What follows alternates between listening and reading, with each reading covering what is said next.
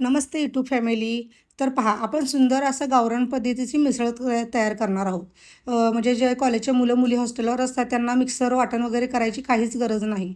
अगदी इझी पटकन होते अशी ही मिसळ असणार आहे, तर्रीदार एकदम मस्त अशी इझी असणार आहे. पहा, मिसळ म्हटले तर थोडंसं तेल जास्त घालावं लागणार. तर आपण 1.5 पळी इथं तेल घातलेलं आहे.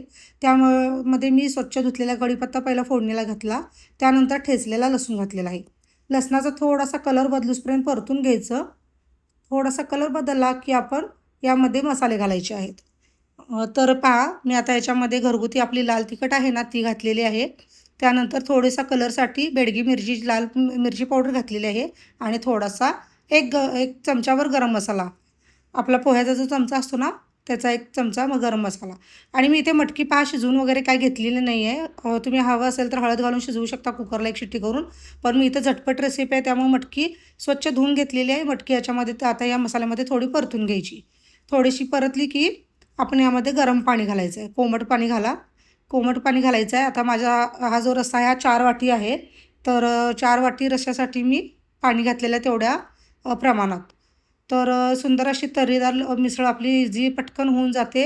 मटकी शिजली की याच्यामध्ये थोडंसं आता एक उकळी आली की आपण मीठ टाकूया चवीनुसार आणि मीठसुद्धा प्रमाणात टाकायचं. उकळी आली की आपण याच्यामध्ये मीठ टाकूया.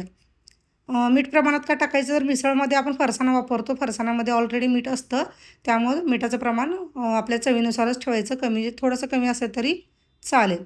त्यानंतर पहा, उकळ्याला मीठ घातलेलं आहे. आता एका रश्श्याला दाटसरपणा येण्यासाठी एका वाटीमध्ये मी 1-1.5 चमचा, पोह्याचा चमचा जो आहे तो डाळीचं पीठ घेतलेलं आहे. बेसन पीठ म्हणा याला, म्हणू शकतात. तर याच्यामध्ये साधं नॉर्मल पाणी घालून यातल्या पूर्ण गुठळ्या ज्या आहेत त्या मी फोडून स्लरी तयार केली आहे. आणि ही स्लरी 4 वाटी रश्श्याला मी घातलेली आहे.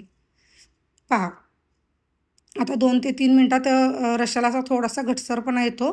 त्यामुळे मिक्सरला वाटण वगैरे करायची काही गरज नाही. थोडंसं डाळीचं पीठ लावलं ना तर रस्सा दाटसर होतो. सुंदर अशी तर्री आलेली पहा. मटकीसुद्धा आपली शिजलेली आहे. 4 ते 5 मिनटात मटकी इझिली शिजून जाते बारीक गॅसवर. सगळं हे बारीक गॅसवर करायचं. मोठा गॅस केला की तर्री निघून जाते.